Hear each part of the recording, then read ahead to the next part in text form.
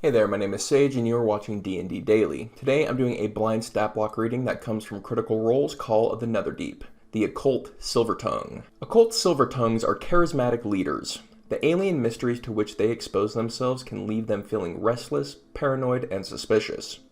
They begin to see things that aren't there and imagine conspiracies brought on by fears that others are trying to supplant them. The Occult Silvertongue is a medium or small sorcerer. They are typically lawful evil. Their armor class is 13, but will be 16 with mage armor.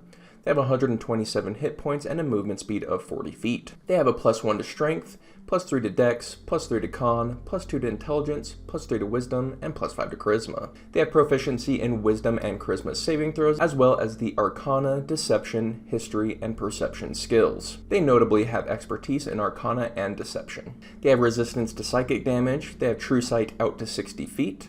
And a passive perception of 16. They speak common plus any 3 languages and telepathy out to 60 feet. They are challenge rating 8 with a proficiency bonus of +3. Their first ability is Alien Mind. If a creature tries to read the Silvertongue's thoughts or deal psychic damage to the Silvertongue, that creature must succeed on a DC 16 intelligence saving throw or be stunned until the start of its next turn. They also come with magic resistance, which gives them advantage on saving throws against spells and other magical effects. Their first action is Crimson Bolt, which is a melee or ranged spell attack with +8 to hit, a reach of 5 feet, or range out to 60 feet.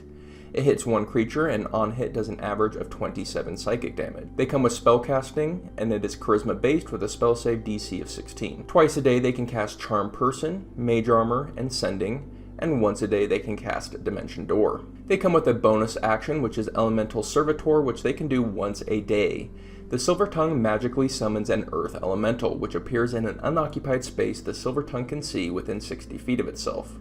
The Earth Elemental takes its turn immediately after the Silvertongue on the same initiative count and obeys the Silvertongue's commands. The Earth Elemental disappears after 1 minute or when the Silvertongue dies. Now, I'm not seeing any crazy synergies between the Earth Elemental and the Silvertongue. The Earth Elemental is basically just the tank for the Silvertongue. Go in there and start whomping on people while the Silvertongue kind of avoids the main combat and does crazy damage from afar.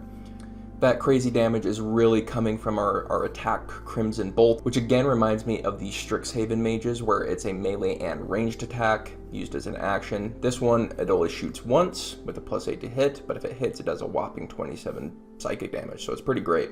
There's a lot of kind of ribbon features for this, or let's call them roleplay features. Alien Mind, Charm Person, and Sending are all things that probably won't come up in combat, but can be used as a stat block for an NPC doing different things in the world. Great for roleplay, not great for combat. What is great for combat, however, is the Dimension Door. This is the emergency escape button. If things are starting to get dicey, alright, let's use Dimension Door to get out of here. Wouldn't be used aggressively, it's our fallback plan. The Occult Silvertongue specifically has good matchups against spellcasters or the psionic spellcasters, especially the psionic spellcasters. But the Silvertongue could hold their own in any combat, especially with the Earth Elemental backing them up. This has been my blind stat block reading of the Occult Silvertongue. What did I miss? What would you do to make it cooler? Let me know in the comments down below.